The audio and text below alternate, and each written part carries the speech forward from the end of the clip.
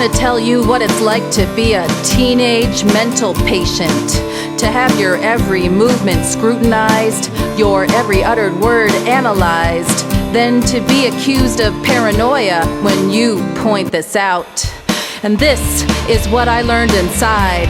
In order to get out, you have to hide how you feel. You have to lie until you don't even feel real. It's torture, and after enough pain, you learn to play the game. You walk the walk and talk the talk and smile and take your meds. And every morning, make your bed. Speak of goal setting, graduating, and job getting. You can always tell the new admits, wild-eyed and still high on coke, crack, Zyprexa, and Prozac, jacked up on speed, still bleeding from their wounds after a self-mutilation gone too far. Gauzy white bandages encircling fragile, wounded wrists. I saw Lil Brazy, 14-year-old LA blood, so engulfed with anger and indignation at her incarceration. It took 2 grown women and men to subdue her. They held her down, shot her up, tranquilized her like an animal, like the unreachable wounded animal they considered her to be. Oak Grove Institute was a mad warehouse for troublesome kids of all sorts. Jason was 10, told adults to fuck off, for which they labeled him with Tourette's syndrome.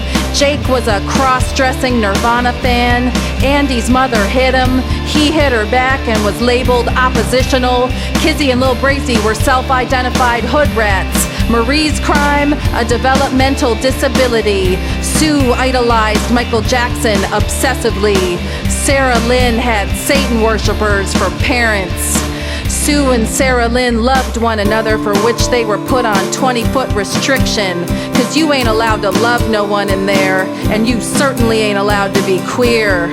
And me, I was a majorly depressed, severely emotionally disturbed, borderline personality disordered, obsessively compulsive, medium to high suicide risk with bipolar tendencies, who wore too much eyeliner and fishnet stockings, wrote poetry that didn't make sense to them, skipped school sometimes, and dreamed of being editor-in-chief of my high school paper before they locked me up.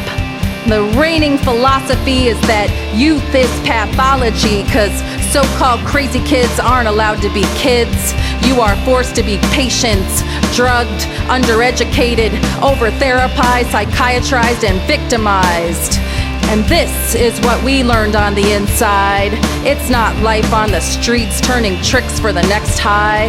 Being a poor immigrant kid doing what you have to get by. It's not daddy's touching. It's not mommy's drinking. It's your own disordered thinking.